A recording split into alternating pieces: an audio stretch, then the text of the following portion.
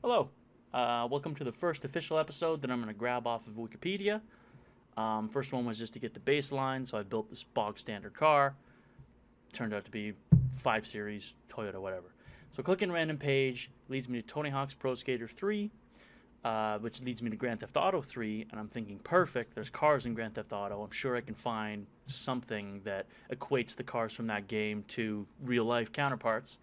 And I can't. I click on Grand Theft Auto series I'm looking for, accidentally bookmark.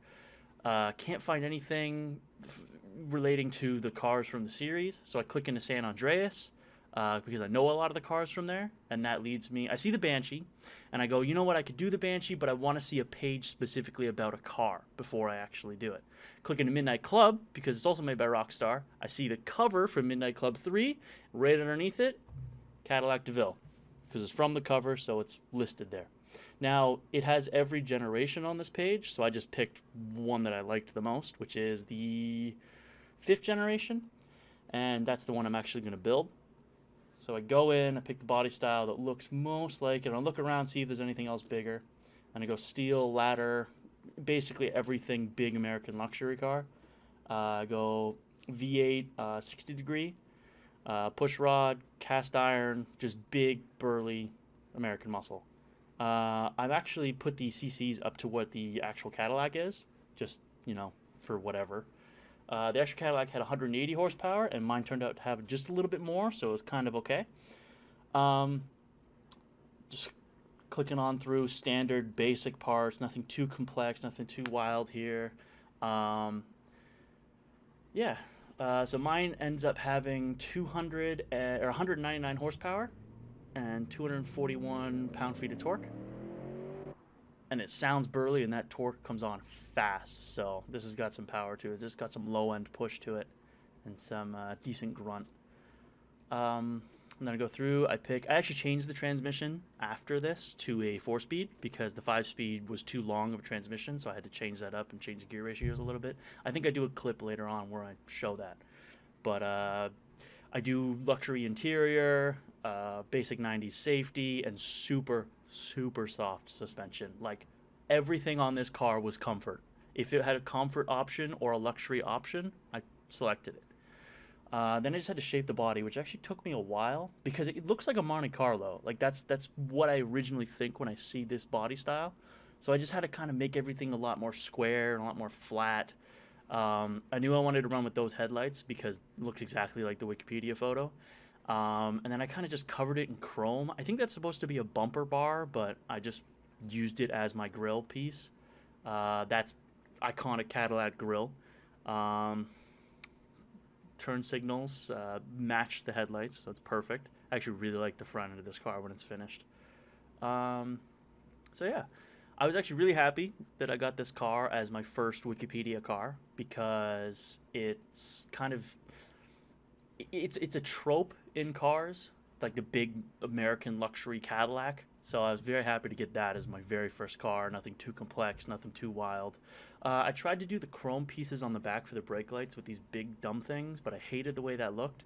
So I went through and I used the same bumper bar because, hey, chrome. That looked okay.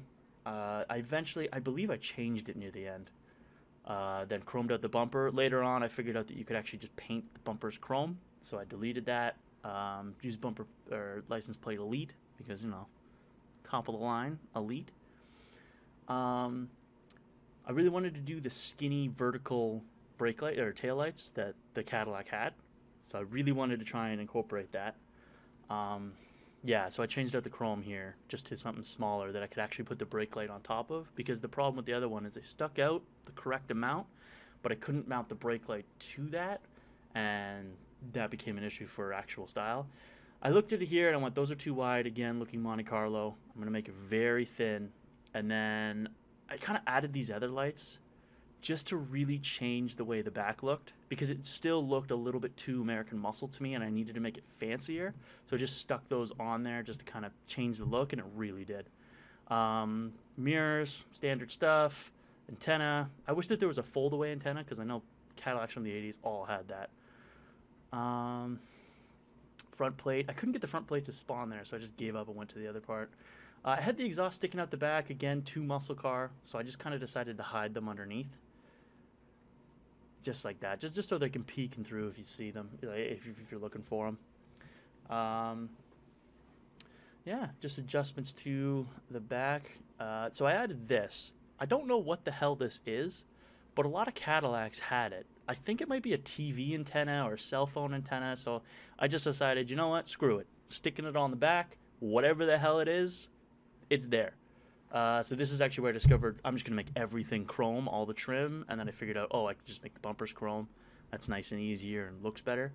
So I did that, adjusted my trim piece a little bit so it looked a little bit better. Looking for the iconic Cadillac rims. There they are. Perfect. Stuck the badge on. I wanted to do a standout badge like the Cadillacs had, but I couldn't figure out how to do that, and I didn't want to waste any more time kind of building this car.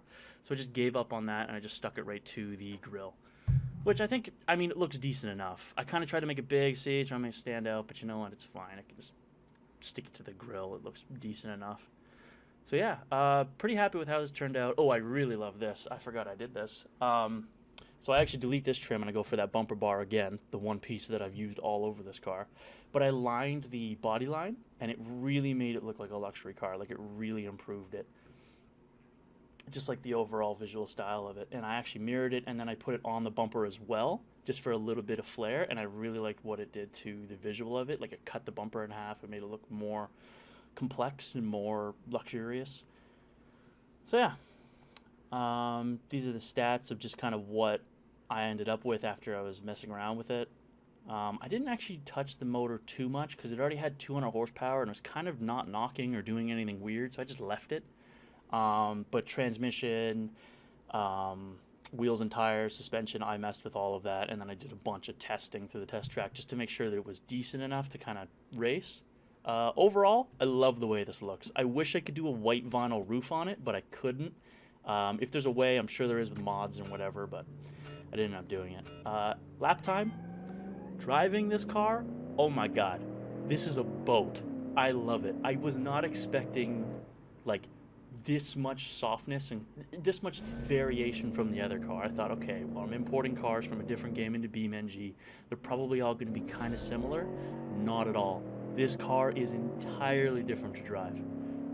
Super soft. It squeals the tires when you're in first gear, so you have to really be gentle with everything. If you look down at my pedals and like my steering wheel, you see everything is smooth. I don't jam on the brake. It's all very slow and methodical, just because driving this thing is like, oh, it's like it's full of water. I don't know how else to explain it. It handled the jumps perfectly. Like, it was hilarious. A lot of crashes from it, but I mean, it handled it pretty well. This car had a lot of top speed, which I think helped it a lot.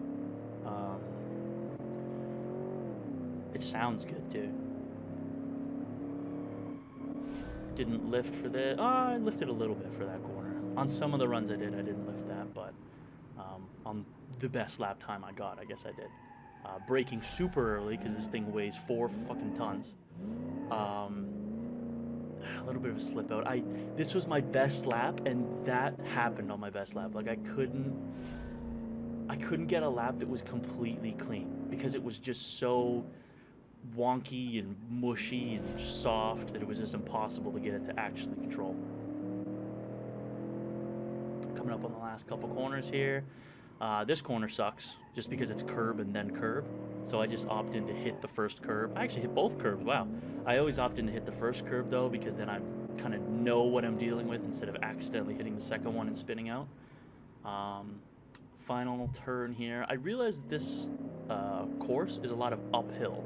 I didn't realize it at first because it just seemed like hilly, but it's pretty much all uphill except for that one downhill section, which I kind of like because it really tests out the brakes too. 209.74, actually slower than the BMW I made, or the Civic, whatever. I call it the GMW. So that's a little bit shocking because that car had way more power. The Cadillac had way more power than the BMW. So I don't know. We'll see what happens. Maybe if I make more of these, we'll see where everything else stands. But for right now, this is probably going to be it. Thanks. See ya.